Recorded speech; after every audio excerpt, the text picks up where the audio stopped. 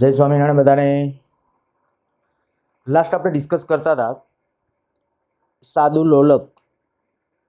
સાદા લોલક માટે એના માટે આવર્તકાળના કેટલાક સમીકરણો એનું ડિસ્કશન કરેલું હતું. મુખ્યત્વે જ્યારે આવર્તકાળ આપણે મેળવવો છે ત્યારે વિકલ સમીકરણથી શરૂ કરીને જ્યારે સાદા લોલકના આવર્તકાળની વાત છે ત્યારે આપણું સૂત્ર લખ્યું હતું T બરાબર 2π√L/G. સાદું લોલક માટે જ આ પરિણામ ખરેખર સાચું છે અને એક્ઝેક્ટલી જ્યારે વાત કરીએ કે ખરેખર સરળ આવર્ત ગતિ માટેનું વ્યાપક સૂત્ર કયું, તો કે રેખીય સરળ આવર્ત ગતિ માટેનું વ્યાપક સૂત્ર કયું હતું? T બરાબર 2π√M/K. એક વસ્તુ ખાસ યાદ રાખજો, સરળ આવર્ત ગતિનું તમને સમીકરણ પૂછે તો સમીકરણ છે એ તમે આ કહેશો કે આ, તો કે સરળ આવર્ત ગતિનું સમીકરણ આ છે. આ સ્પેશિયલી સાચું છે સાદા લોલક માટે. જ્યારે સાદું લોલક છે ત્યારે અને ત્યારે જ સાચું છે, બાકીના કિસ્સામાં નહીં. પણ આ કોઈ પણ માટે, સાદા લોલક માટે પણ સાચું છે અને બીજા કોઈ પણ રેખીય પેન્ડુલમ ગમે એ ગણો તો એના માટે આપણે કહી શકાય આ સાચું છે. પૃથ્વીમાં આપણે જ્યારે ટનલ બનાવી અને એની અંદર જ્યારે કોઈ પદાર્થને પડતો મૂકીએ તો એના કિસ્સામાં પણ આવર્તકાળ ગણવો હોય તો ગણી શકાય, સાદા લોલકનો ગણી શકાય, સ્પ્રિંગના છેડે લટકાવેલ પદાર્થનો ગણી શકાય. કોઈ પણ રેખીય સરળ આવર્ત દોલક છે તો એના માટે આવર્તકાળનું સમીકરણ આ છે. ફિઝિકલ પેન્ડુલમ આપણે જે લીધા T બરાબર 2π√I/C. આ જે છે એની અંદર C ને બદલે, જો કે ફિઝિકલ પેન્ડુલમ હોય ત્યારે C બરાબર mgl એ રીતે લખી શકો, અથવા આપણે કહી શકાય કે ભાઈ આજે કોઈ પણ ચાક ગતિ કરતા પેન્ડુલમ છે તો એના માટે આવર્તકાળ માટેનું વ્યાપક સૂત્ર. આના ઉપરથી આપણે ઘણા બધા કિસ્સાઓ છે આપણે લીધેલા હતા. હજી પછી લાસ્ટમાં આપણે જરૂર લાગશે તો આના કિસ્સાઓ છે ધીમે ધીમે વિચારશું. સાદા લોલકના આવર્તકાળનું સમીકરણ T બરાબર 2π√L/G. લોલકનો આવર્તકાળ કઈ બાબતો ઉપર આધારિત છે એના ગ્રાફ આપણે ચર્ચા કરેલી હતી. લંબાઈ ચેન્જ થાય ત્યારે આવર્તકાળ કેવી રીતે ચેન્જ થાય, એ ગુરુત્વ પ્રવેગ ચેન્જ થાય ત્યારે કેવી રીતે ચેન્જ થાય એની કેટલીક ચર્ચાઓ કરી, કેટલીક ચર્ચાઓ અત્યારે કરીશું. અને લાસ્ટમાં જે પહોંચ્યા હતા ત્યાં કહીએ તો સેકન્ડ લોલક, એટલે ત્યાંથી શરૂ કરું છું. સેકન્ડ લોલક,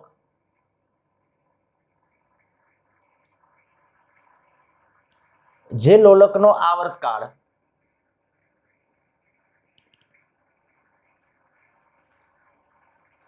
2 સેકન્ડ હોય તેવા લોલકને સેકન્ડ લોલક કહેવાય. જે લોલકનો આવર્તકાળ 2 સેકન્ડ એવું લોલક એટલે સેકન્ડ લોલક. તો આપણે કહીએ T બરાબર 2π√L/G. જો આની અંદર આપણે કહીએ કે ભાઈ આ આવર્તકાળ તરીકે 2 સેકન્ડ લઉં, આ 2π√L/G. આ 2 કેન્સલ, અહીંયા 1/π બરાબર √L/G.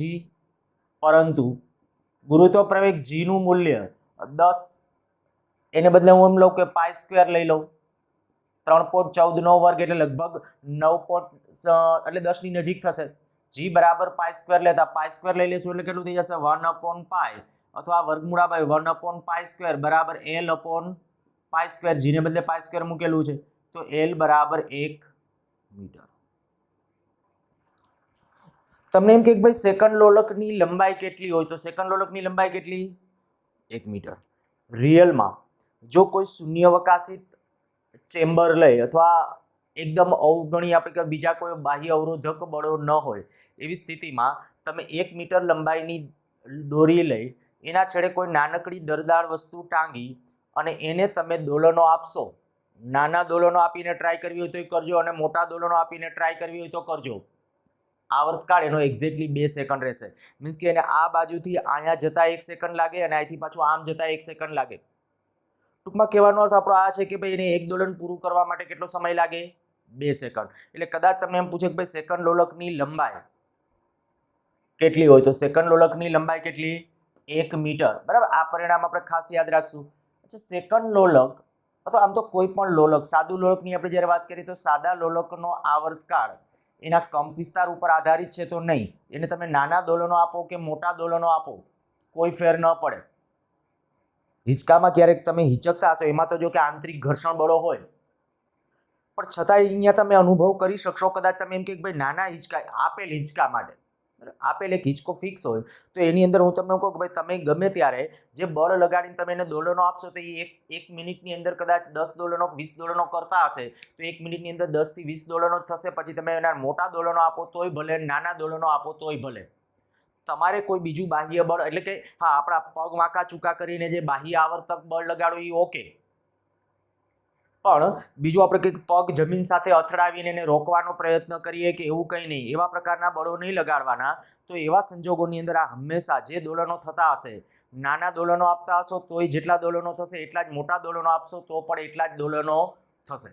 સારું, ચાલો તો આ વાત થઈ સેકન્ડ લોલક. સેકન્ડ લોલક જ્યારે અમુક ઊંચાઈએ જાય તો કંઈક ગુરુત્વ પ્રવેગ જી ઘટે. એક કંઈક ક્વેશ્ચન કોઈ જગ્યાએ પૂછાયેલો છે, એટલે ક્વેશ્ચન આમ લો, પૃથ્વીની સપાટીથી h1 ઊંચાઈએ સેકન્ડ લોલકની લંબાઈ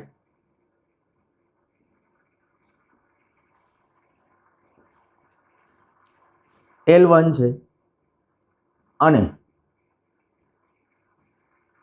પૃથ્વીની સપાટીથી h2 ઊંચાઈએ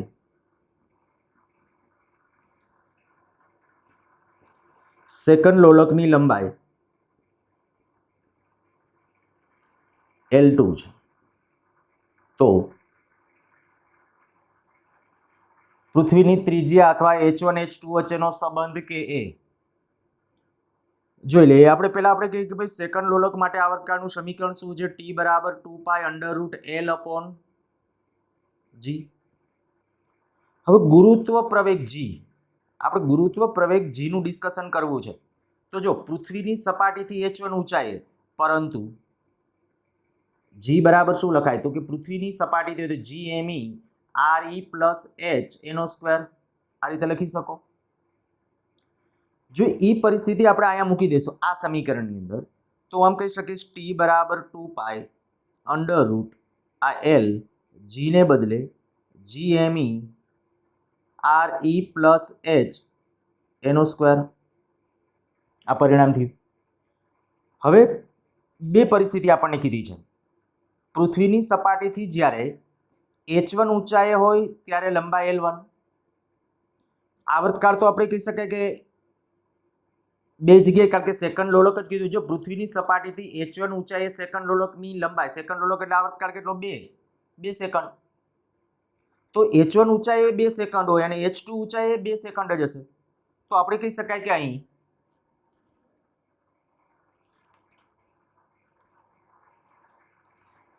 h1 ઊંચાઈએ T બરાબર કેટલું? 2π√L1 RE પ્લસ h1 એનો સ્ક્વેર એના છેદમાં GME. એ જ રીતે h2 ઊંચાઈએ લખો તો h2 ઊંચાઈએ T બરાબર શું થશે? 2π√L L2 RE plus h2 એનો સ્ક્વેર છેદમાં GME. હવે આપણને આ ખ્યાલ આવી ગયો છે કે ભાઈ સેકન્ડ લોલકનો આવર્તકાળ બે જગ્યાએ સરખો જોવાનો, 2 સેકન્ડ જેટલો. જો એ બે સરખું હોય તો સમીકરણ આ 1 અને 2 નામ આપી દો. તો સમીકરણ 1 અને 2 પરથી તમે આવું કહી શકો, L1 RE પ્લસ h એનો સ્ક્વેર અહીંયા h1 બરાબર L2 RE પ્લસ h2 એનો સ્ક્વેર. હવે કઈ રીતે સાદુરૂપ આપવું એ આપણા હાથની વાત છે. આપણને ઠીક લાગે એ રીતે અહીંયા સાદુરૂપ આપી શકશો. હું આવું કરું છું. પહેલા આપણે કહી શકાય આપણે શોધવું છે, માની લો કે r ત્રિજ્યાના સંદર્ભમાં કેવી રીતે જવું છે. તો હું આવું કરું છું. પહેલા આપણે આવું લઈ લઈએ, L1/L2 બરાબર RE પ્લસ h2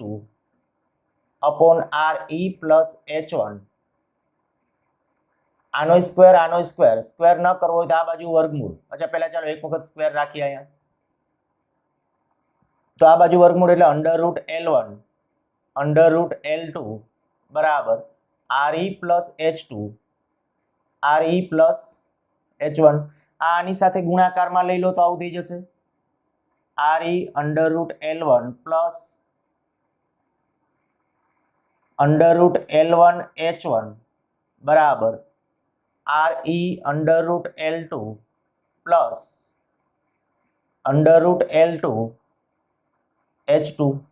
હવે માની લો કે મારે પૃથ્વીની ત્રિજ્યા નક્કી કરવી છે, તો આ બે પદને ભેગા કરીએ તો આવું થશે RE અહીંયા વર્ગમૂળ L1 માઇનસ વર્ગમૂળ L2 આ પદ ઓલી બાજુ લઈ લો તો આવું થઈ ગયું √L2H2 માઇનસ √L1H1 એના છેદમાં ઓકે પેલા અહીંયા અત્યારે કોઈ પરિણામ આ પદના આ બાજુ લઈ લેશું માટે પૃથ્વીની ત્રિજ્યા RE બરાબર √L2H2 minus √L1H1 upon √L1 minus √L2.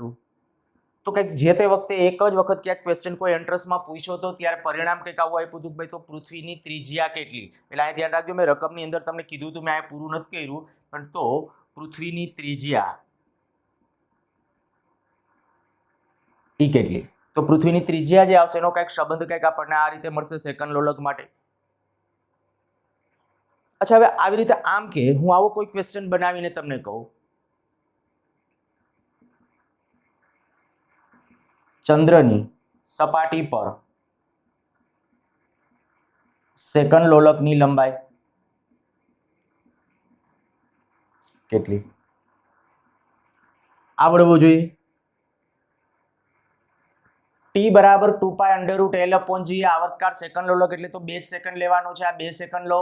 ગુરુત્વ પ્રવેગ g કેટલો હોય તો કે ત્યાં જે ગુરુત્વ પ્રવેગ હોય ને ચંદ્ર પર ગુરુત્વ પ્રવેગ gm કહું ડાયરેક્ટ લખી નાખું છું gm તો એ આશરે કહી દઉં GE/6 પૃથ્વીની સપાટી ઉપર જે ગુરુત્વ પ્રવેગ છે એના કરતા લગભગ છઠ્ઠા ભાગનો. તો ઇનડાયરેક્ટલી અર્થ તમે કહી શકો કે ભાઈ આવર્તકાળ 2 સેકન્ડ રાખવો હોય તો લંબાઈ છઠ્ઠા ભાગની લેવી પડે. કેલ્ક્યુલેશન તમારી રીતે કરજો અને આન્સર છે એ મને મોકલી આપજો. અહીંયા તમારે આની અંદર સેકન્ડ લોલકની લંબાઈ ગણવાની છે. બીજો ક્વેશ્ચન પૃથ્વીની સપાટીથી ત્રિજ્યા જેટલી ઊંચાઈએ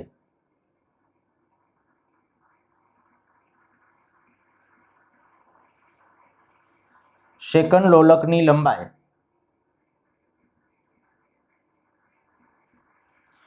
પૃથ્વીની સપાટીથી ત્રિજ્યા જેટલી ઊંચાઈએ સેકન્ડ લોલકની લંબાઈ તો દેખીતી વાત છે કે ભાઈ ત્રિજ્યા જેટલી ઊંચાઈ ગુરુત્વ પ્રવેગ કેટલો થઈ જશે તો કે સોલ્યુશનની અંદર સૌથી પહેલા તમારે નક્કી કરવું પડશે g બરાબર GME RE પ્લસ H એનો સ્ક્વેર. હવે ઊંચાઈ કેટલી તો કે અહીંયા પાછું RE તો થઈ જશે આટલું GME અપોન 4RE સ્ક્વેર અર્થાત કે GE અપોન 4 ગુરુત્વ પૃથ્વીની સપાટી ઉપર જે ગુરુત્વ પ્રવેગ છે એના કરતા ચોથા ભાગનો તો કહીએ કે T બરાબર 2π√L/g અથવા GE. અહીંયા આપણે 2 જ જોઈએ છે. હવે આ કિંમતો મૂકી અને તમે સાદુરૂપ આપી શકો. અહીંયા કહીએ તો 2 સેકન્ડ આ 2π√L આપણે નક્કી કરવો છે. અહીંયા લખશો એ કેટલું GE/4. આ ધ્યાન રાખજો અહીંયા અત્યારે આ ગુરુત્વ પ્રવેગ G હતો આ સૂત્ર આપણું આ છે પણ જ્યારે આપણે GE/4 અહીંયા અસરકારક ગુરુત્વ પ્રવેગ જે પૃથ્વીની સપાટી ઉપરનો છે એના કરતા ચોથા ભાગનો તો ત્યારે હવે જે પરિણામ આવશે એની અંદર અહીંયા ખાલી આટલું આવશે આ 2 સાથે કેન્સલ બરાબર. સાદુરૂપ આપી અને એલનું મૂલ્ય જીનું મૂલ્ય પૃથ્વીની સપાટી ઉપર ગુરુત્વ પ્રયોગનું મૂલ્ય અહીંયા 10 લઈ લેશું. 10 લઈ અને સાદુરૂપ આપી અને ફાઇનલી છે એ એલનું મૂલ્ય તમે જાતે નક્કી કરજો. તો સેકન્ડ લોલક વાળા કંઈક તમને આવા પ્રકારના ક્વેશ્ચન પૂછી શકે. સેકન્ડ લોલક માટે લોલકની લંબાઈ કેટલી ગુરુત્વ પ્રવેગમાં આટલો ફેરફાર થાય તો લોલકની લંબાઈમાં કેટલો ફેરફાર થાય. આ મારે એમ કેવું હોય તો કહી શકાય કે ભાઈ સેકન્ડ લોલક માટે લોલકની લંબાઈ એ ગુરુત્વ પ્રવેગના સમચલનમાં છે. કારણ શું તો કે ટી આ ફિક્સ છે તો √g આ બાજુ લઈ લો તો એમ કહી શકાય √L is proportional two √g. તો L છે એ જીના સમચલનમાં કહેવાય. તો ગુરુત્વ પ્રવેગ ઘટે તો લંબાઈ ઘટે, ગુરુત્વ પ્રવેગ વધે તો લંબાઈ વધે. સારું ચાલો તો અહીંયા સુધી આપણે કહીએ સેકન્ડ લોલક માટેના ક્વેશ્ચન પણ અગાઉ નીટમાં અને જીનીની અંદર પૂછાયેલા છે તો એ એક ફોકસમાં રાખશું. બીજું એક આપણે ખાસ અહીંયા ચર્ચા કરી દઉં કે અત્યાર સુધી આપણે કે ભાઈ સાદા લોલકનું આ સમીકરણ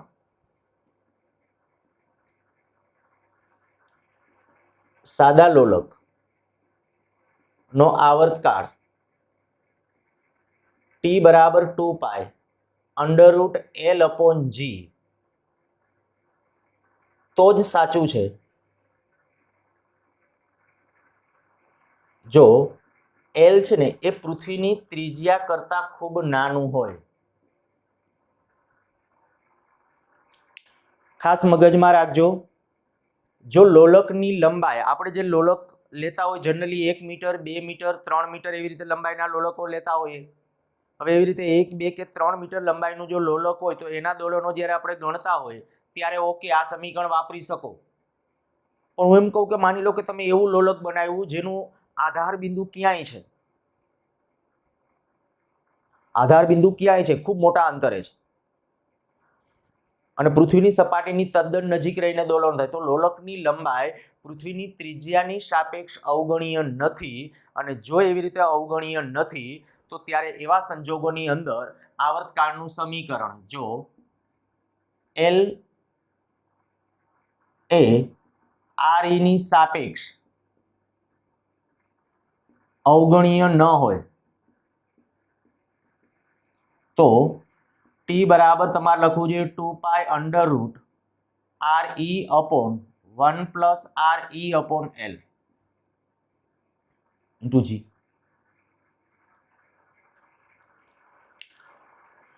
સમીકરણ યાદ રાખી શકો. ખાસ જી વાળા બાળકો માટે કહું છું, મેથ્સ વાળા બાળકો માટે ખાસ ધ્યાનમાં રાખજો આ સમીકરણ. મોસ્ટલી ક્યારેક રેર કેસની અંદર એકાદ બે ક્વેશ્ચન અત્યાર સુધીમાં પૂછ્યા છે, પણ પૂછે તો આપણને આવડવું જોઈએ. જો તમને એમ કે ભાઈ એક લોલકની લંબાઈ છે અથવા લોલકનું આધાર બિંદુ ખૂબ ઊંચાઈએ છે, લોલકની લંબાઈ છે પૃથ્વીની ત્રિજ્યા જેટલી છે, આવું કહી દીધું. જો લોલકની લંબાઈ પૃથ્વીની ત્રિજ્યા જેટલી હોય તો આ સૂત્ર પ્રમાણે તમે કેલ્ક્યુલેશન કરો તો પરિસ્થિતિ જુદી થાય. દાખલા તરીકે હું આની અંદર મૂકું, દાખલા તરીકે લોલકની લંબાઈ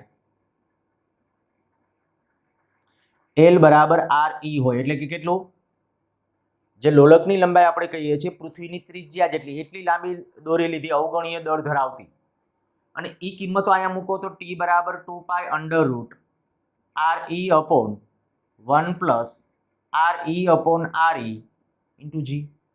આ થઈ જશે કેટલું, તો પરિણામ આવશે T બરાબર 2 pi under root RE 2G. અચ્છા, માની લો કે L છે ને એ અવગણીય છે RE ની સાપેક્ષ, તો શું પહેલા કરો, આ L ને અહીંયા લઈ લો, માની લો L ને અહીંયા લઈ લો, છેદમાં જે L આવશે એ અંશમાં લઈ લો, અને પછી એમ કહો કે જે પરિણામ આવશે એની અંદર L અવગણી તો સરવાળા બાદબાકીમાં અવગણી શકાય. તો સરવાળા બાદબાકીમાં અવગણશો ને એટલે L પ્લસ RE માં L કાઢી નાખો RE, તો RE કેન્સલ થઈ જશે અને આપણું ઓલું પરિણામ આવી જશે T બરાબર 2 pi under root L upon G. બરાબર, એટલે આ જે પરિણામ છે એની વાત છે. એટલે ખાસ ધ્યાન રાખજો કે ભાઈ સાદા લોલકનો આવર્તકાળ છે એ આ બાબત ઉપર આધારિત છે, T બરાબર 2 pi under root L upon G. પણ એ ત્યારે સાચું છે કે L ખરેખર ખૂબ જ નાનું હોય તો. અને આ આપણે કહી શકાય આપણા 99% પ્રોબ્લેમ્સ કદાચ જે પૂછાશે એ આના ઉપરથી જ પૂછાશે. આ મેં કીધું રેર સંભવિત શક્યતાઓ આપણે એને ધ્યાનમાં લેવું જોઈએ, એટલે મેં ખાસ તમારું ત્યાં ધ્યાન દોરી દીધું છે. પરિણામ છે એ હવે તમને અહીંયા યાદ રાખવાનું છે. સારું, ચાલો આ ભૂસી નાખું છું બધું. થીટા કોણવાળા ઢાળ પર સરકતા વાહનમાં સાદું લોલક.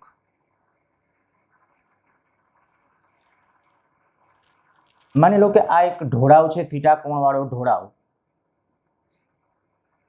આની અંદર કોઈ એક વાહન આ ઢોળાવ ઉપર સરકી રહ્યું છે, આ બાજુ આમ. આ ગુરુત્વ પ્રવેગ G, Gના બે ઘટકો, આ બાજુનો G cos થીટા, આ બાજુનો ઘટક થશે G sin થીટા. આની છત સાથે માની લો કે આપણું જે લોલક છે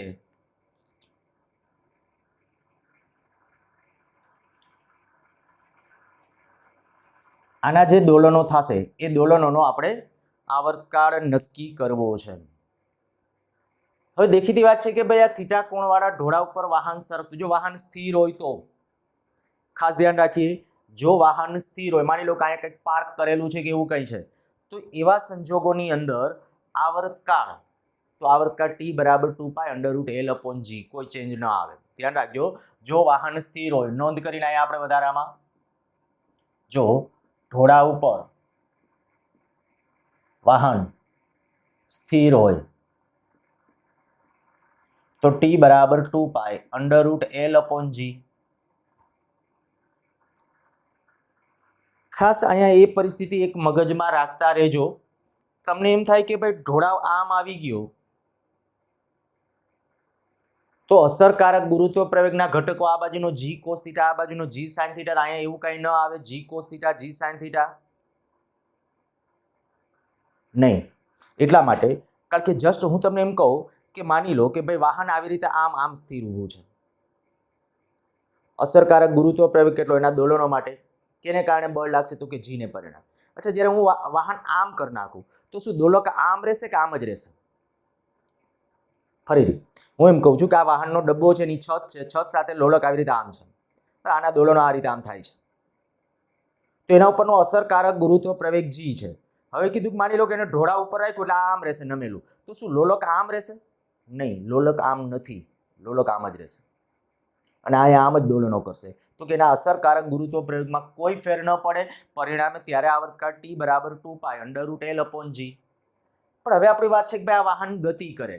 જો વાહન ગતિ કરે છે તો કે તો આભાસી બળ લાગે. સરકે ત્યારે આભાસી હશે, બરાબર? આભાસી આ બાજુ કહી દે એ.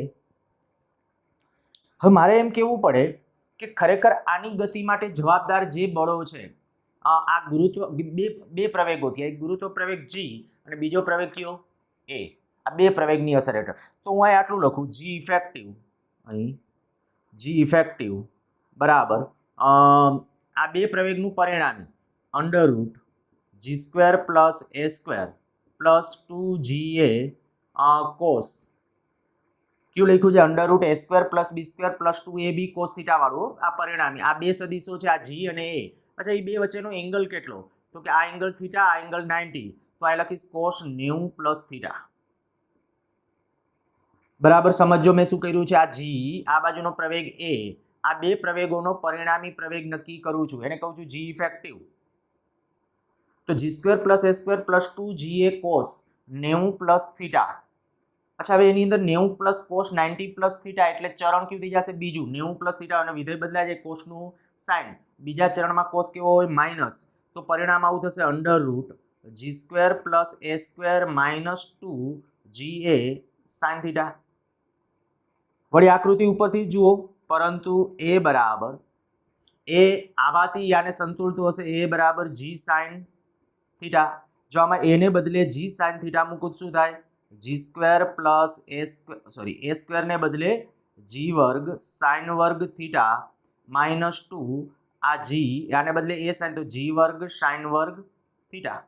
g² sin² θ માટે આ બાદ કરો તો આવું રહેશે √g² માઇનસ, આમાંથી આ બાદ કરો છો તો -g² sin² θ. અચ્છા, આમાંથી g² કોમન લઈ લો, તો g² કોમન લે એટલે g² કોમન લે તો 1 - sin². તો અહીંયા આપણે કહી શકાય કે g વર્ગમૂળમાં g² cos² θ, અર્થાત કે થઈ જશે g cos θ. તો અસરકારક ગુરુત્વ પ્રવેગ થઈ ગયો આપણો આ. એટલે આપણે કહી શકાય માટે આ કિસ્સામાં જો આવર્તકાળ લખવો હોય તો T બરાબર 2π √L/g cos. જોજો, અત્યાર સુધીમાં સાદા લોલક માટે આપણે જે જુદી જુદી જે ડિસ્કશન કરેલી છે, એ ડિસ્કશનમાં આપણા આવર્તકાળના કે એના કોઈ પણ પદ જ્યારે છે ત્યારે એ પદને ધ્યાનમાં રાખીને, એટલે કે એમાં કાં તો એલમાં ચેન્જ આવે કાં તો ગુરુત્વ પ્રયોગમાં ચેન્જ આવે, તો એના અનુરૂપ કેટલા સૂત્રો બનાવી શકાય. આગલા લેક્ચરને ધ્યાનમાં રાખીએ તો છેલ્લા આપણે કહી શકાય કે ભાઈ લગભગ આપણે સાદા લોલકની ચર્ચા કરીએ, છેલ્લા લેક્ચરથી કન્ટિન્યુ સાદા લોલકની જ વાત કરીએ છીએ. તો સાદા લોલક માટેના જ્યારે આવર્તકાળની અંદર જુદી જુદી પરિસ્થિતિમાં ફેરફાર. અચ્છા, આ જે સિમ્પલ હાર્મોનિક મોશન માટેના પહેલા કેટલાક, અચ્છા બીજી એક વાત કરી દઉં સાથે. માની લો કે કોઈ સાદું લોલક કોઈ એક પ્રવાહીની અંદર આંદોલન આપે, ક્યાંક પૂછે તો કામ આવી જઈ શકે. આની અંદર કોઈ પ્રવાહી ભરેલું છે, માની લો.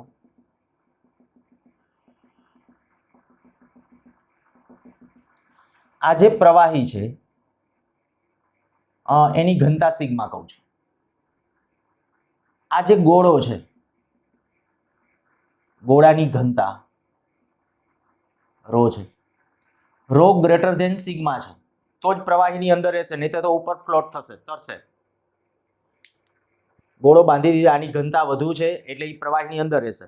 હવે જો હું આને આંદોલનો આપું તો એ વખતે તમારે એના માટે આવર્તકાળનું જ્યારે સમીકરણ લખવું છે તો આના માટે હવે હું પ્રૂવ કરવા નથી જતો, જો કે આર્કિમિડીઝના સિદ્ધાંતનો ઉપયોગ કરીને પ્રૂવ કરી શકાય.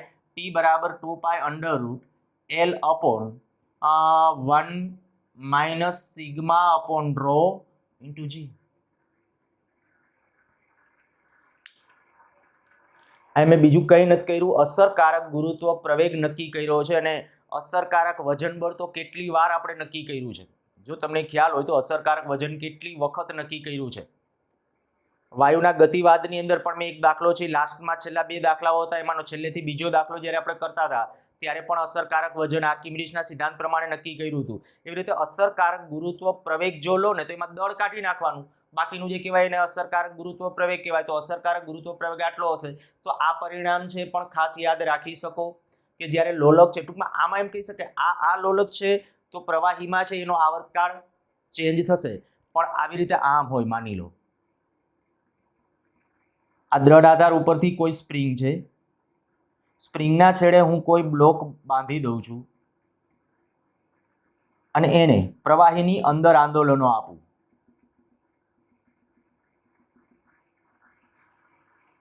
આવર્તકાળ ટી બરાબર 2π√m/k. આમાં કોઈ ચેન્જ ના આવે, આમાં કોઈ ચેન્જ નથી, ખાસ ધ્યાન રાખજો. હા, આવર્તકાળ એકવાર જે ફિક્સ થઈ ગયો છે, શું પરિસ્થિતિ હોઈ શકે અહીંયા તમને એ કહી દઉં. જ્યારે હવામાં એમનેમ જ્યારે આંદોલનો હશે, હવામાં જ્યારે આંદોલનો છે ત્યારે અને પ્રવાહીની અંદર જ્યારે આંદોલનો છે ત્યારે યાદ કરો મેં એક સૂત્ર ઉતારવી દીધું, ટી બરાબર 2π√Δl/g. ડેલ્ટા એટલે લંબાઈનો વધારો. હવે ગુરુત્વ પ્રવેગ અને લંબાઈમાં થતો, કારણ કે પ્રવાહીની અંદર અસરકારક ગુરુત્વ પ્રવેગ ઘટે, અહીંયા ગણ્યો એમ પ્રવાહીની અંદર અસરકારક ગુરુત્વ પ્રવેગ ઘટે તો લંબાઈનો વધારો પણ ઘટે. તો આની અંદર હું એમ કહીશ કે આમાં સ્પ્રિંગના દોલનોના કિસ્સામાં હોય ને તો આવર્તકાળ ચેન્જ નથી થતો. હા, દોલનો મંદ ઝડપથી પડે, કંપ વિસ્તાર ઘટે, મીન્સ કે આપણે કે આના આંદોલનો પહેલા હવામાં હોય ત્યારે આમ ઝાઝી વખત કદાચ દોલનો ચાલુ રહેતા હતા, પ્રવાહીમાં હોય તો ઝડપથી કદાચ મંદ પડી જશે, એ અવમંદન કહેવાય. બરાબર, અવમંદન, મંદ પડવું, ધીમે ધીમે દોલનો મંદ પડશે, પણ એનો આવર્તકાળ છે એ આટલો જ હશે. હું ફરીથી એકવાર કહું છું, આમાં તમને એમ થાય કે ભાઈ આપણું જે પરિણામ છે આ સ્પ્રિંગના છેડે આપણે લટકાવ્યું, સ્પ્રિંગના કિસ્સામાં એક આપણે આવું લીધું ટી બરાબર 2π√Δl/g. આવું એક પરિણામ મેં તમને આગલા લેક્ચરો વખતે પ્રૂવ કરી દીધું છે. જો આ પરિણામ છે તો તમે એમ કહો ΔL, આને તમે હવામાં રાખો બ્લોક ત્યારે તો લંબાઈમાં જાજો વધારો થાય, પાણીમાં રાખો તો કે પાણીમાં લંબાઈમાં વધારો ઓછો થશે. તો લંબાઈનો વધારો ઓછો છે તો બદલાય નહીં, તો કે એ બદલાય, સામે અસરકારક ગુરુત્વ પ્રવેગ પણ પ્રવાહીની અંદર બદલાઈ જશે. એટલે ગુરુત્વ પ્રવેગ G અને Δl એકબીજાના સમચલનમાં હોય. એટલે ખાસ ધ્યાન રાખજો કે આ ઉપરથી હું કહીશ કે પ્રવાહીમાં કે હવામાં, નોંધ કરીને ત્યાં લખવું હોય તો લખજો, નહીતર પછી નહીં યાદ રહે. જો આના દોલનોનો આવર્તકાળ હોય તો એની અંદર માની લો કે ભાઈ આના કરતા આની ઘનતા બમણી છે, આની ઘનતા કરતા આ મેં કીધું આના કરતા આ મોટું છે તો આના કરતા બમણું ધારું. જો આના કરતા બમણું હોય તો વિચારો જોઈએ 1 - 1/2 એટલે થઈ જશે, એમાં 2 આવશે ને 2 અંશમાં આવી જશે.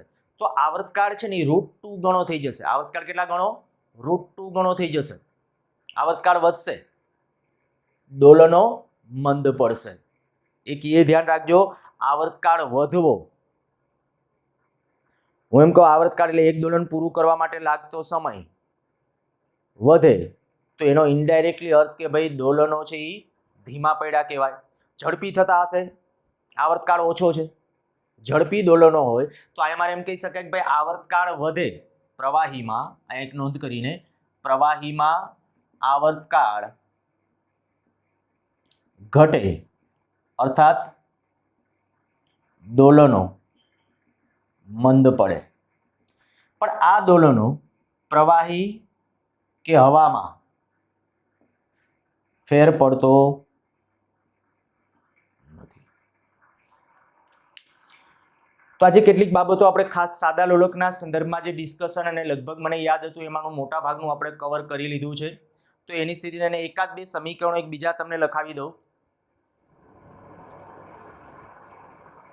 આ હવે પ્રૂવ નહીં કરીએ, માની લો કોઈ પ્રવાહીની અંદર આ પ્રવાહી જે છે એમાં કોઈ એક લાકડાનો બ્લોક શિરોલંબ રહે એવી રીતે તરે છે. આ માની લો કે એનો H જેટલો ભાગ આ પ્રવાહીમાં ડૂબેલો છે. આ બ્લોકને સેજ કમ્પ્રેસ કરી અને છોડી દઈએ. આ બ્લોકને સેજ કમ્પ્રેસ કરી અને છોડી દઈએ તો આના દોલનોનો આવર્તકાળ T બરાબર 2π √L/g ને બદલે √h/g પ્રૂવ કરી શકાય. ખાલી તમારે કેટલું કરવાનું રહે આની અંદર તો કે આપણું જે પરિણામ છે ને Q T બરાબર 2π √m/k. L/g તો સાદું લોલક છે. આ જે સાદું લોલક નથી. આપણું જે સમીકરણ કહું છું T બરાબર 2π √m/k. એમ એટલે દોલકનું દળ. તો અહીંયા આપણે કહી શકાય કે આખું લાકડોનો બ્લોક છે એ જે છે એ દોલક છે. કે કેવી રીતે નક્કી કરવાનું તો કે આના ઉપર જે બળો લાગશે ને એના ઉપરથી. આના ઉપર જ્યારે બળ લાગશે આપણે કહીએ કે સેજ સ્થાન કઈ બળ ક્યારે લગાડવાનું હંમેશા સ્થાનાંતરિત સ્થિતિમાં. માની લો કે આને સેજ કમ્પ્રેસ તમે કરી દો x જેટલું કમ્પ્રેસ કરી દો ને પછી કયા બે બળો એટલે સોરી અહીંયા કયું બળ લાગતું હશે તો કે ઉત્પ્લાવક બળ. વજન બળ હશે નીચે તરફ વજન બળ હશે, ઉત્પ્લાવક બળ ઉપર તરફ હશે. તો એ બેનો તફાવત જેટલું બળ લખી એને F બરાબર kx સાથે સરખાવી k મેળવી લેવાનું. જેમ ઓલું પૃથ્વીના ટનલ બનાવીને કર્યું હતું ને એની જેમ. અને ફાઇનલી જ્યારે સાદુરૂપ આપશો ને ત્યારે પરિણામ આ મળશે. મેં કીધું પ્રૂવ કરવાની જરૂર નથી, છતાંય તમને એમાં એમ ન થાય કે ના મારે સંતોષ નથી, મારે કરવું છે પ્રૂવ, તો કરી શકો છો. બરાબર, કરવાનું છે આ રીતે T બરાબર 2π √m/k. અને માની લો કોઈ ટ્રાય કરો અને ન થાય તો મોકલી આપજો, આપણે ચર્ચા કરશું. કે ખાલી આટલું જ ફરીથી એકવાર રિપીટ કરી દઉં છું, કોઈ ગણવા ના હોતો. એમ દોલકનું દળ એટલે અહીંયા આપણે જે બ્લોક દોલિત થાય છે ત્યારે એનું દળ આપણે એમ. કે શું લખવાનો છે તો કે આપણે એનું પરિણામી બળ લખવાનું. જ્યારે સ્થાનાંતરિત સ્થિતિમાં બળ સેજ તમે x જેટલું માની લો, પહેલા x જેટલું સ્થાનાંતર કરો ત્યારે જે ઉત્પ્લાવક બળ લાગે તે એ વજન બળ અને ઉત્પ્લાવક બળનો તફાવત લઈને F આવી જાય. આ F ને kx સાથે સરખાવશો ત્યારે k નું મૂલ્ય મળી જશે. એ k ની કિંમત જ્યારે અહીંયા મૂકશો ત્યારે કંઈક તમારું પરિણામ આ રીતે આમ આવી જશે. સેમ વસ્તુ તમને એક બીજું કહું. માની લો કે કોઈ આવી યુ આકારની નળી છે.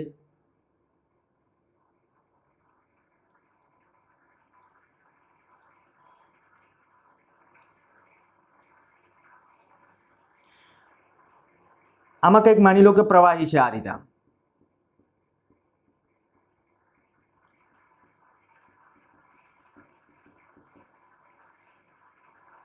અહીંયા પ્રવાહી છે. આ જે સ્તંભ છે આટલી દાખલા તરીકે આ ઊંચાઈ L છે, આ ત્યાં સુધી. હવે એક ભુજમાં પ્રવાહીને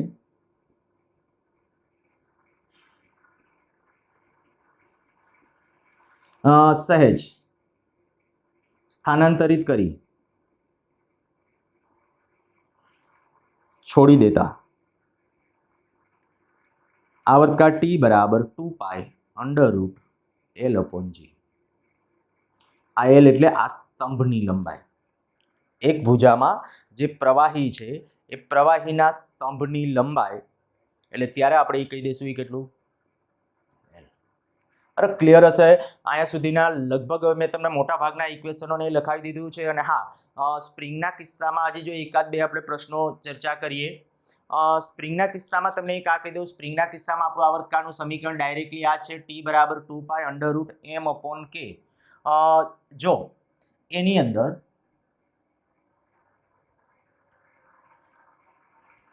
હું પાછું અહીંયા હેડિંગ આપું છું સ્પ્રિંગના દોલનો. સ્પ્રિંગના છેડે લટકાવેલ બ્લોક અથવા લોલક બ્લોક ના દોલનો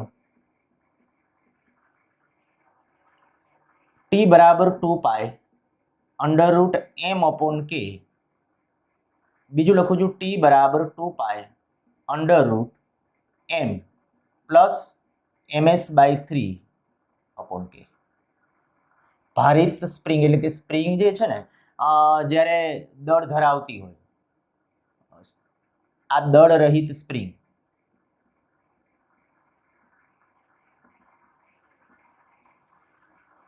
જો સ્પ્રિંગનું દળ ms હોય, આ આપણે પ્રૂવ કરવાનું નથી. જો સ્પ્રિંગનું દળ ms હોય તો એનો 1/3 ભાગ ખાલી દળની અંદર ઉમેરી દેવાનો. અહીંયા જે બ્લોક છે બ્લોકનું દળ તો લખવાનું જ છે. જે બ્લોક આ એમ શું છે? બ્લોકનું દળ, સ્પ્રિંગના છેડે લટકાવેલ પદાર્થનું દળ. આમાં જે છે કે એટલે સ્પ્રિંગનો બળ અચળાંક ઈ જે હોય તે. આ જે ms છે એ ms એટલે સ્પ્રિંગનું દળ, માસ ઓફ સ્પ્રિંગ, સ્પ્રિંગ દળ ms હોય તો ત્યારે આપણા પ્રકારે આ માટે પરિણામ લખશું. બીજું મેં તમને આ કહી દીધું હતું કે જ્યારે સ્પ્રિંગ છે એના બે સ્પ્રિંગો છે શ્રેણીમાં જોડવામાં આવે, બે સ્પ્રિંગો સમાંતરમાં જોડવામાં આવે, આવી કોઈ પણ કન્ડિશન હોય ત્યારે શું કરવું? બરાબર, તો ત્યારે પણ આપણા માટે અચ્છા એવા એકાદ બે કિસ્સાઓની અંદર માની લો કે હું આવું કરું. ક્વેશ્ચનના ફોર્મેટમાં જ લઈએ સીધું. આ એક દ્રઢ આધાર, અચ્છા આવી રીતે આમ લઉં છું, દ્રઢ આધાર થોડો લાંબો લઈ લઈએ છીએ, એક સ્પ્રિંગ આ રીતે આમ બાંધેલી છે, બીજી સ્પ્રિંગ આ રીતે આમ બાંધેલી છે, આનો બળ અચળાંક છે એ કે છે, આનો બળ અચળાંક પણ કે છે. માની લો કે આના છેડે કોઈ એક બ્લોક બાંધી અને એને જ્યારે આંદોલનો આપવામાં આવે ત્યારે આના દોલનોનો આવર્તકાળ કેટલો? શું કરવાનું છે ખાસ ધ્યાન રાખજો. આપણું જે સમીકરણ t બરાબર 2π√m/k છે એની અંદર છે ને તમારે k શોધવો પડશે. હવે k તમે એમ ન કહી શકો આનો બળ અચળાંક, કારણ કે k તો સરળ આવર્ત ગતિનો અચળાંક છે. એક સ્પ્રિંગ હોય તો એ સ્પ્રિંગનો બળ અચળાંક કહેવાય. એક સ્પ્રિંગ છે ત્યારે ડાયરેક્ટલી આ k એ સ્પ્રિંગનો બળ અચળાંક છે. પણ બે સ્પ્રિંગ હોય કે આવું કશું હોય ત્યારે એ સ્થિતિ વખતે જો આપણે કહીએ કે આ મારે પરિણામી જે છે આ કે લખવો છે તો મારે શું કરવાનું છે? હવે ખાસ જોજો, એક પ્રશ્નમાં ધ્યાન રાખો એટલે આવા કોઈ પણ ક્વેશ્ચન આવે તો તમને આવડવા જોઈએ. આ બે સ્પ્રિંગ છે એના છેડે આપણે કીધું આ એમ દળનો બ્લોક ટાંગી દીધો છે. આને સેજ ખેંચી સ્થાનાંતરિત કરી અને છોડી દેશું. અતિ નાનું સ્થાનાંતર આપવાનું છે એ પહેલી વાત, બરાબર. ખૂબ નાનું સ્થાનાંતર આપશું, મોટું સ્થાનાંતર નહીં. અતિ નાનું સ્થાનાંતર આપી અને છોડી દઈએ ત્યારે એના દોલનો થશે. એ દોલનોનો આવર્તકાળ મેળવવો છે. માની લો કે આનું દળ છે એ એમ છે, આ દળ એમ છે, એમ દળ ધરાવતું દોલક છે. સ્થાનાંતરિત સ્થિતિમાં હું આમ કહી શકીશ જ્યારે એને સ્થાનાંતર આપીને છોડી દઉં ત્યારે આ એંગલ 90, બરાબર, આ 45, આ પણ 45. આ આપવું પડે તમને, નહીતર ન થાય. અચ્છા, હવે જ્યારે વિચારો કે સ્થાનાંતરિત સ્થિતિમાં આને જ્યારે હું x જેટલું સ્થાનાંતર આપી દઉં નીચે તરફ ત્યારે જ્યારે મારે અસરકારક પુનઃસ્થાપક બળ લખવું હોય, અસરકારક પુનઃસ્થાપક બળ કહું છું, તો ત્યારે હું એમ કહી શકું સ્થાનાંતરિત સ્થિતિમાં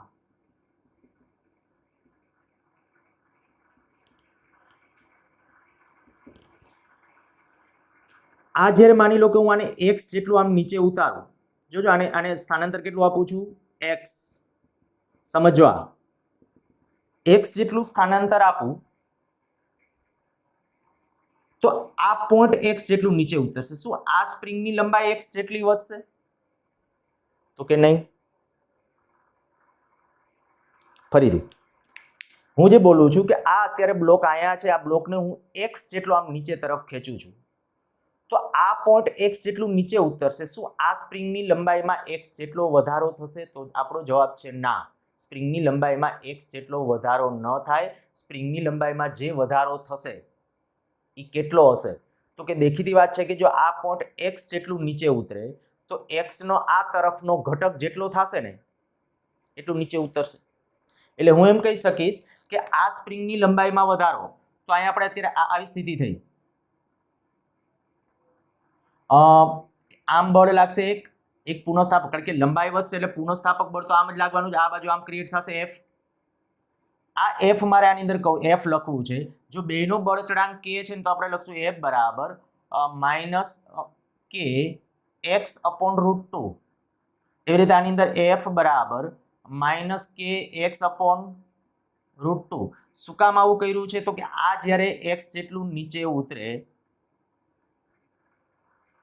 આ બેની લંબાઈમાં પહેલા તો એક સરખો વધારો થાય એ તમે માનો છો કે નહીં? જોજો, આમાં માની લો કે x' જેટલો વધારો છે, આની લંબાઈમાં x' જેટલો વધારો છે, આની લંબાઈમાં x' જેટલો વધારો છે. તો દેખીતી વાત એ આવશે કે જે એક્સ ડેશ જેટલો જે વધારો થશે, હવે આપણે શું કર્યું કે આ બ્લોકને જ્યારે હું એમ કહું છું કે ભાઈ નીચે તરફ ખેંચી અને છોડી દઉં છું, એક્સ જેટલું ખેંચું, આ એક્સ જેટલું ખેંચું,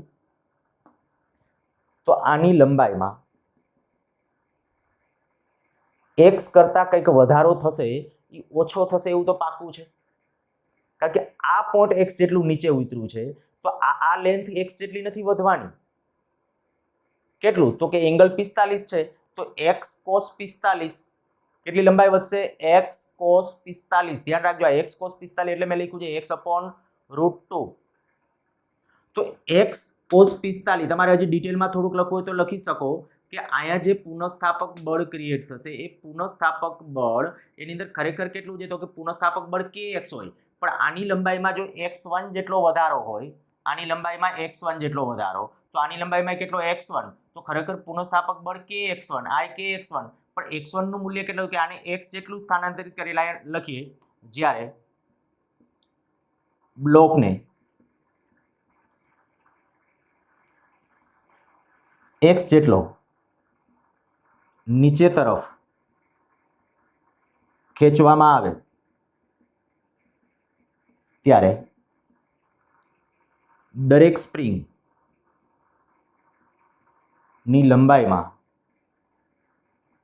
x બાય √2, એટલે ખરેખર તો આમ જોવા જાવ તો x કોસ 45 જેટલો વધારો થશે. અચ્છા, જો એટલો વધારો થાય તો આ પુનઃસ્થાપક બળ થયા. હવે એ જે પુનઃસ્થાપક બળ છે, આપણે ખાસ શું કરવાનું છે? તો કે અસરકારક જ્યારે મારે બળ લખવાનું છે ત્યારે એફ નો હજી આ બાજુનો ઘટક, કારણ કે આપણે વજન બળને કોણ સંતુલે છે? વજન બળ નીચે તરફ, એને સમતોલવાળું પુનઃસ્થાપક બળ જે ઉપર તરફ હશે ને, એ કેટલું હશે એ નક્કી કરવું છે. તો કે આ જે એફ છે, આ એફ નો આ બાજુનો ઘટક, આ એંગલ કેટલો છે? 45. તો એફ નો આ બાજુનો ઘટક એફ કોસ 45, એ રીતે આ એફ નો આ બાજુનો ઘટક એટલે 2f કોસ 45.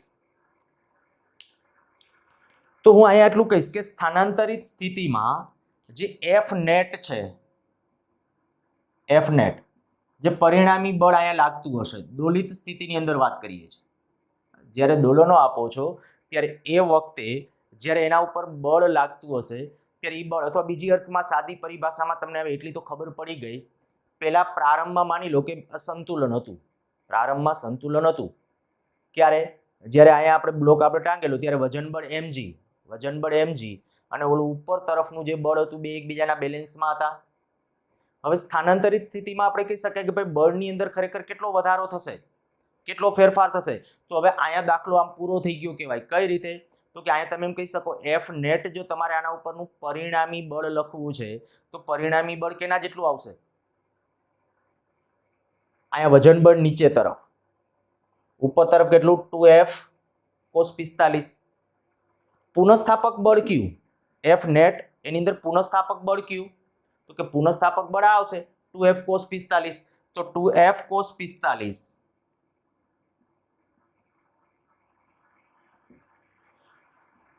આ કેટલું આવશે? તો કે હજી આ k ને બદલે આ લખી નાખો, આ 2, f ને બદલે કેટલું? kx upon √2 અને cos 45 એટલે પાછું 1 upon √2, આ 2 2 આરે કેન્સલ, આ કેટલું થઈ જશે? kx.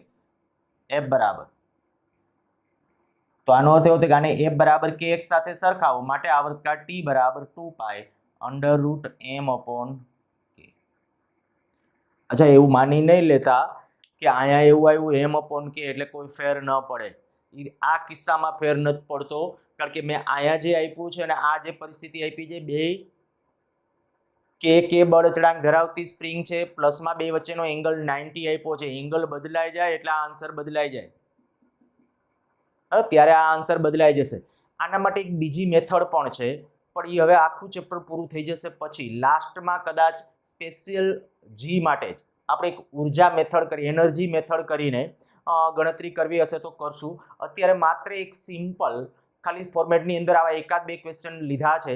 એનું માત્ર રીઝન આ કે ભાઈ તમને અંદાજ આવવો જોઈએ ગણતરી કેમ કરવાની છે. એકવાર ફરીથી આવા કોઈ પણ કોયડાઓ હોય, 2 સ્પ્રિંગ હોય, 2 કરતાં વધારે સ્પ્રિંગ હોય, શું કરવાનું છે તો કે જ્યારે આપણા સ્પ્રિંગના કિસ્સાની અંદર અહીંયા જ્યારે આપણે બ્લોક છે, બ્લોકને x જેટલો ખેંચો, પહેલા એ નક્કી કરી લેવાનું કે આની લંબાઈ કેટલી વધશે, આની લંબાઈ કેટલી વધશે. ક્લિયર? પહેલા એ લંબાઈનો વધારો મળી જાય, પછી શું કરવાનું કે એમાં બેમાં પુનઃસ્થાપક બળ મળી જશે અને એ પુનઃસ્થાપક બળનો આ બાજુનો ઘટક અને આનો આ બાજુનો ઘટક એ નેટ પુનઃસ્થાપક બળ હશે. એ પુનઃસ્થાપક બળ આવી જાય ને એને F બરાબર kx સાથે સરખાવવાનું. અહીંયા તો આ kx જ આવે છે એટલે k બરાબર k જ રહેશે, માટે કોઈ આવર્તકાળ ચેન્જ થતો નથી. બીજી વાત, આવી રીતે આમ છે આ દ્રઢ આધાર,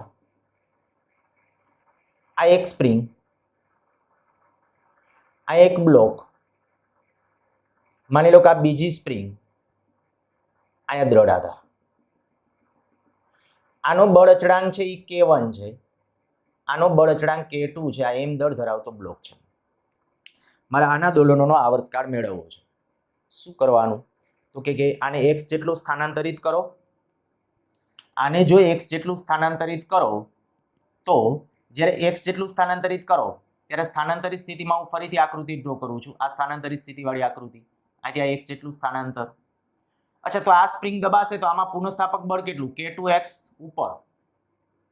આમાં પુનઃસ્થાપક બળ કેટલું? તો કે આમાં આ લંબાઈ વધશે એટલે એમાંય પુનઃસ્થાપક બળ કેટલું? K1x.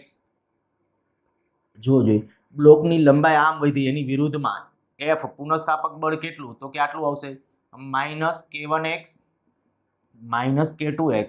તો આવું થયું -K1 + K2x. આને F બરાબર kx સાથે સરખાવો.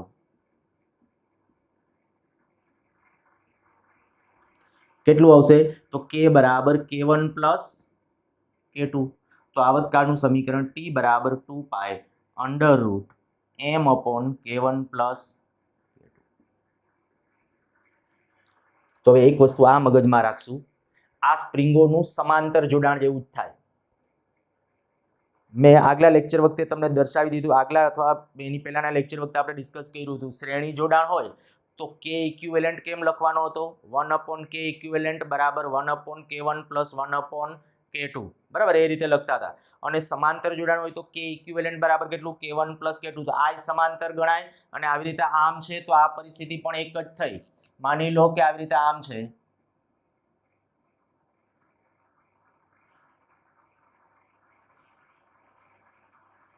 આ K1 છે, આ K2 છે, અને એવી રીતે ખેંચવામાં આવે x જેટલું નીચે તરફ કે આ બેની લંબાઈ x જેટલી જ વધે, તો ત્યારે એવા સંજોગોની અંદર આવર્તકાળનું સમીકરણ આ જ રહેશે, T બરાબર 2π √m/K1 + K2.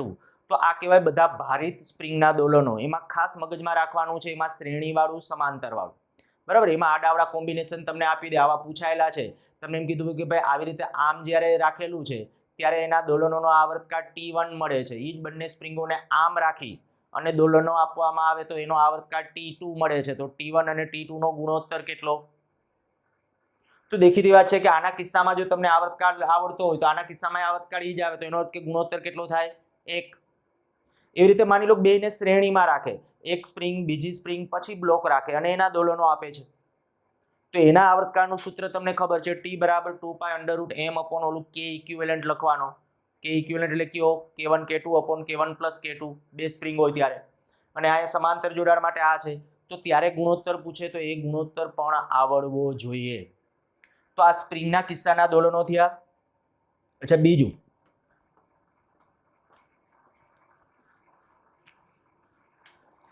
આ સ્પ્રિંગ વાળો આપ્યો છે તો એક તમને હોમવર્ક માટે આપી દઉં.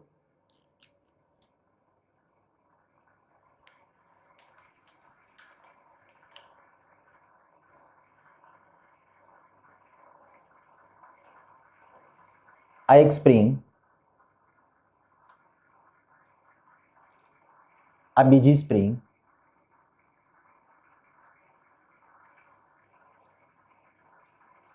આ માની લો કે 45 એંગલ છે.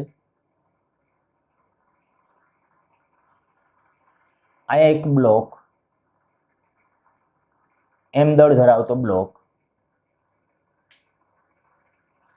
આને હું સેજ આમ ખેંચી સમછીતી, એમ દળના બ્લોકને સમક્ષિતિજ ખેંચી છોડી દેતા તેના દોલનોનો આવર્તકાળ કેટલો? જે લોકો પોતે એવું માને છે કે ભાઈ મારું અઘરા દાખલા ગણવા માટેનું બહુ કામ નથી, એ લોકો ન ગણો તો ચાલે. બાકીના કોઈ દાખલાની અંદર એવી કોઈ ખાસ વિચિત્રતા નથી. કન્સેપ્ટ અહીંયા તમને સમજાવી દીધો છે, એ કન્સેપ્ટનો ઉપયોગ કરવાનો છે. ખાલી આટલી હિન્ટ આપી દઉં કે ભાઈ આને જ્યારે દાખલા તરીકે હું એક્સ જેટલો ખેંચું, આપણે સ્થાનાંતર તો કેટલું કરવાનું? એક્સ જેટલું. આને એક્સ જેટલું તો આની લંબાઈ એક્સ વધે તો આમાં પુનઃસ્થાપક બળ કે એક્સ હશે. ક્લિયર? પુનઃસ્થાપક બળ આમાં કે એક્સ હશે. પણ હવે જ્યારે હું આને આમ ખેંચું છું ત્યારે શું આનું સંકોચન એક્સ જેટલું થશે? નહીં, એનું સંકોચન એક્સ જેટલું નથી. કેટલું સંકોચન થશે એ પહેલા નક્કી કરો કે આનું સંકોચન છે એ કેટલું? x/√2 થશે. જે થતું હોય તમારે નક્કી કરવાનું છે. એનું સંકોચન જે આવે એટલે એનું પુનઃસ્થાપક બળ કેમનું લાગે? સંકોચન થાય એટલે પુનઃસ્થાપક બળ આમ લાગશે. સંકોચન થાય એટલે એમાં પુનઃસ્થાપક બળ સંકોચન જ્યારે થશે ત્યારે પુનઃસ્થાપક બળ આમ લાગશે. એક પુનઃસ્થાપક બળ આમ છે, બીજું એક પુનઃસ્થાપક બળ આમ લાગશે, પણ આપણે તો આમ દોલનો કરે તો તમારે આ દિશાનું નેટ પુનઃસ્થાપક બળ જોશે. બરાબર? આટલી ખાલી તમને હિન્ટ આપી છે. બાકી હવે દાખલો તમારી રીતે આગળ પૂરો કરજો. તો ગમે ત્યારે સ્પ્રિંગોને આડાઅવળા જોડાણ કરી દીધા હોય અને એના ઉપરથી તમારે આવી ચર્ચા કરવાની હોય તો કરી શકો. ચાલો બધું પૂછું છું પાછું. કે બળ અચળાંક ધરાવતી સ્પ્રિંગના છેડે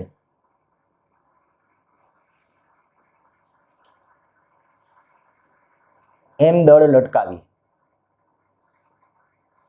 દોલનો આપતા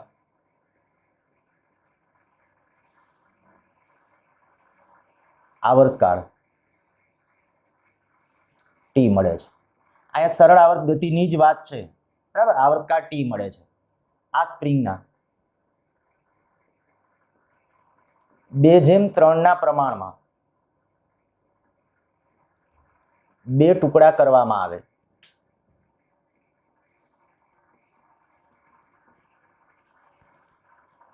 અને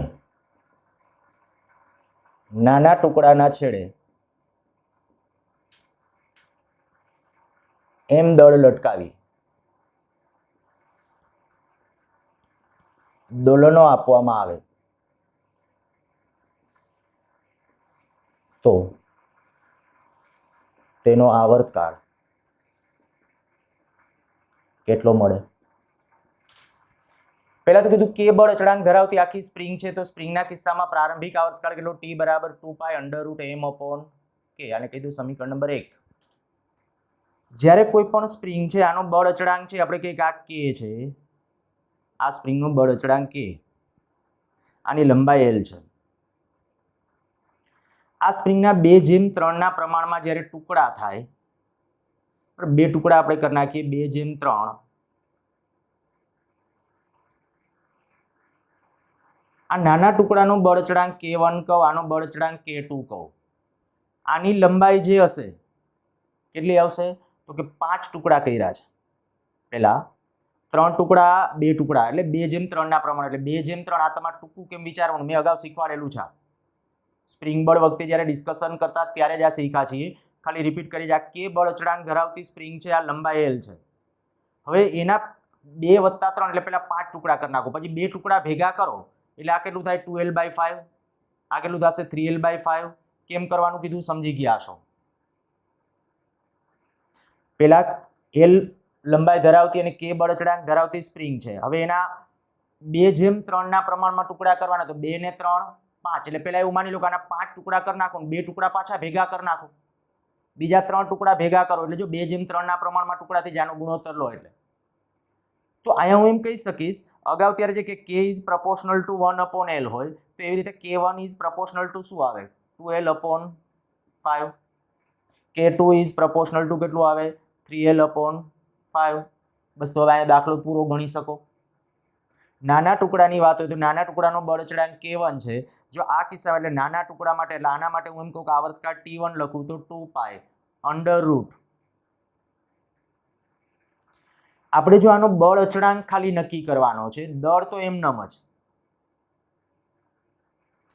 આ બેનો હું ગુણોત્તર લઈ અને કેના પદની અંદર અહીંયા પહેલા લખી નાખું છું, અહીંયા K1 બરાબર. પણ હવે આપણે કહીએ કે આ K1/K લખું, આ બેનો ગુણોત્તર તો વધશે કેટલું? આના છેદમાં આ તો વધશે કેટલું? 2/5 અર્થાત કે K1 = 2K/5. બસ તો અહીંયા લખી નાખશું T = 2π √ m 2K/5. શું આવશે? T = 2π √5m/2k. જો મોટા ટુકડાનું પૂછ્યું તો આમાં મેં નાના ટુકડા માટે પૂછ્યું હતું. નાના ટુકડા માટે, મોટા ટુકડા માટે હોય તો કે સેમ વસ્તુ આવું જ કરો. પહેલા K2/K આના છેદમાં આ લઈ લો, કેટલું આવશે? 3/5 વધશે. અર્થાત કે આપણે કહીએ તો K2 બરાબર કેટલું આવશે? 3/5k. કિંમત મૂકો T = 2π √m/K2 તો T = 2π √m/K2 ને બદલે એટલે અહીંયા 5/3k. તો આવા ટુકડાવાળા હશે તો પણ હવે ગણી લેશો એવું માની લો.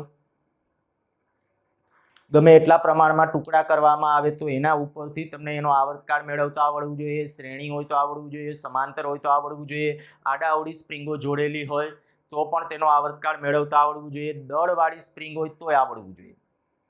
નીટ માટે સ્પેશિયલી તમને એમ કહું તો વધારે તમારે ક્યાં ફોકસમાં રાખવાના? આવા ટુકડાવાળા સ્પ્રિંગના કિસ્સામાં ટુકડાવાળા, પછી સ્પ્રિંગના શ્રેણી સમાંતરવાળા, મૂળ એમનેમ સ્પ્રિંગ હોય ત્યારના. તો એવા સંજોગોની અંદર તમારે ત્યાં સીધું જ આ સૂત્ર T = 2π √m/K, જ્યાં K યાદ રાખજો સરળ આવર્ત ગતિ માટેનો બળ અચળાંક છે બરાબર. અને અહીંયા સ્પ્રિંગોના કિસ્સામાં આપણે કહીએ તો K ઇક્વિવેલન્ટ તમારે એના માટેનો લખવાનો છે. એક ચાક ગતિના કિસ્સામાં છે તમને અધકચરો ગણીને આપી દઉં, તમે તમારા માટે એક પ્રયત્ન કરજો આટલું, અને ખાસ G વાળા બધા બાળકો એટલે કે મેથ્સવાળા બાળકો એ છે એ પ્રયત્ન કરવો. માની લો કે એક સળિયો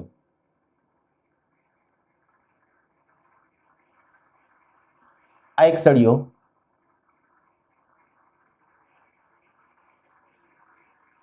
લંબાઈ L છે,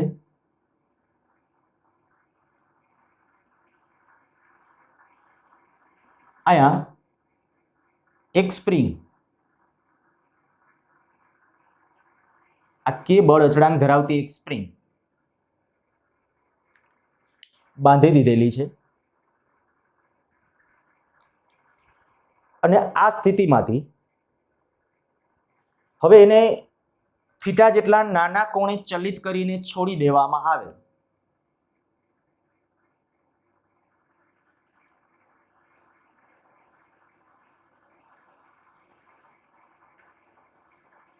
આ એંગલ થીટા જેટલા નાના કોણે ચલિત કરીને છોડી દેવામાં આવે તો ત્યારે એ પરિસ્થિતિમાં આના દોલનોનો આવર્તકાળ કેટલો હશે? તો તમને પેલું યાદ છે કે આ સ્પ્રિંગ ન હોય અને જે મેં સળિયો હતો, સળિયાને જ્યારે આપણે કહી દો તો આપણું ક્યુ ટોર્શનલ આવર્તકાળમાં T = 2π √I/C એ સમીકરણ હતું, અને એની અંદર આપણે કિંમતો મૂકી અને સાદુરૂપ આપતા હતા. T = 2π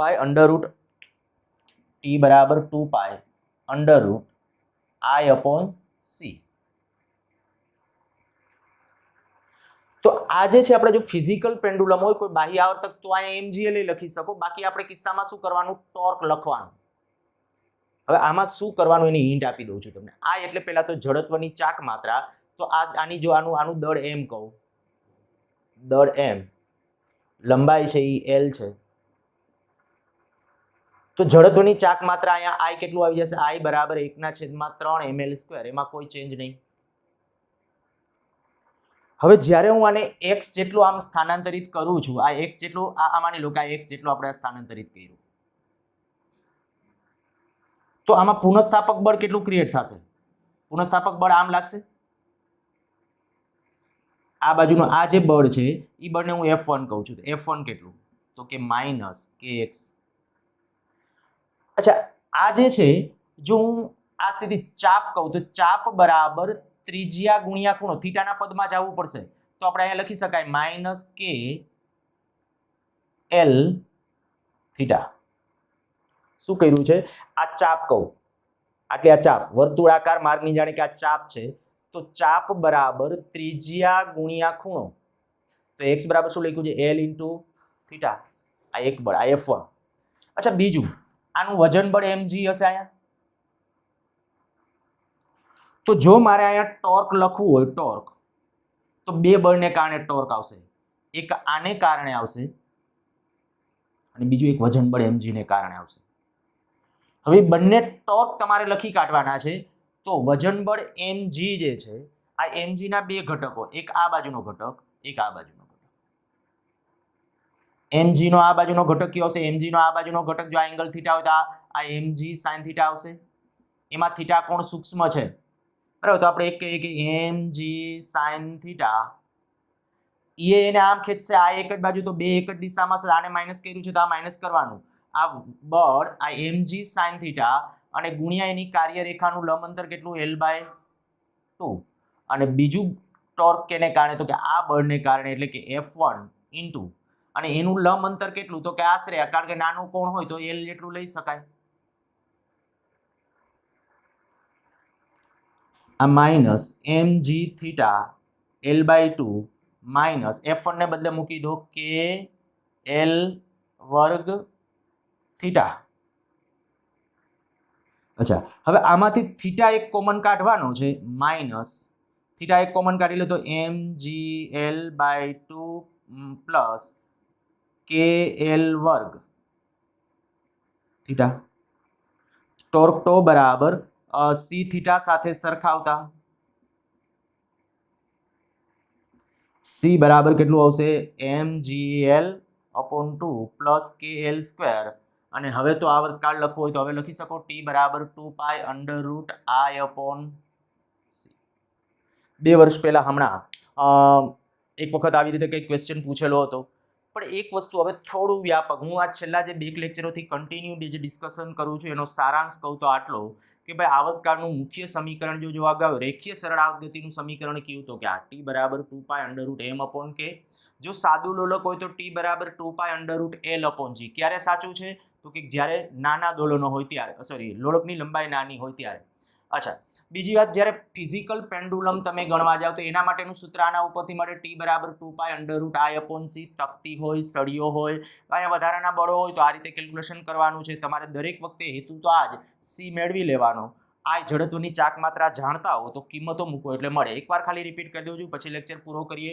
t બરાબર 2π √I/c. આ એટલે જડત્વની ચાક માત્રા, તો કે આ સળિયાનું દોલન આને અનુલક્ષીને થશે, તો આ અક્ષને અનુલક્ષીને સળિયાની જડત્વની ચાક માત્રાનું સૂત્ર આવડતું હોવું જોઈએ, 1/3 ml². ઈ ક્લિયર? હવે અહીંયા લાગતા બળોની અંદર તો કે જ્યારે હું સ્થાનાંતરિત કરું ત્યારે બળો લખવાના. તો સ્થાનાંતરિત કરશું ત્યારે વજન બળ આમ હશે, વજન બળનો આ બાજુનો ઘટક mg sin થીટા, આ બાજુનો ઘટક mg cos થીટા. ટોર્ક માટે કયો જવાબ હતો કે mg sin થીટા અને એની કાર્યરેખાનું સંદર્ભ બિંદુથી લંબ અંતર કેટલું? L/2. એટલે આ લખી નાખ્યું છે. પછી બીજું તો કે આજે આપણે કે આને x જેટલું આમ ખેંચ્યું છે માની લો, તો પુનઃસ્થાપક બળ કેટલું ઉત્પન્ન થશે? kx. આ બાજુ ખેંચશે, ઓલું આ જે છે આમ જ કહેતું, એટલે બે એક જ હતા એટલે -2 કર્યા હતા. તો આ પુનઃસ્થાપક બળ જે મેં લખ્યું છે આ સ્પ્રિંગને પરિણામે એ કેટલું? -k × x. એમાં k એમનેમ, પણ x તરીકે આપણે લખીને ચાપ બરાબર ત્રિજ્યા ગુણ્યા ખૂણો, એનો ઉપયોગ કર્યો અને પછી આ બે બળો ઉપરથી થીટા કોમન કાઢી લીધો અને ટોર્ક ટો બરાબર સી થીટા સાથે સરખાવેલો છે. સારું, તો લગભગ સાદું લોલક અથવા તો આપણે કહી શકાય આવર્તકાળ રિલેટેડ જે આ 2 લેક્ચરથી આપણી કન્ટિન્યુ ડિસ્કશન હતી એ અહીંયા પૂરી. નવા લેક્ચરમાં નેક્સ્ટ ટોપિક શરૂ કરશું.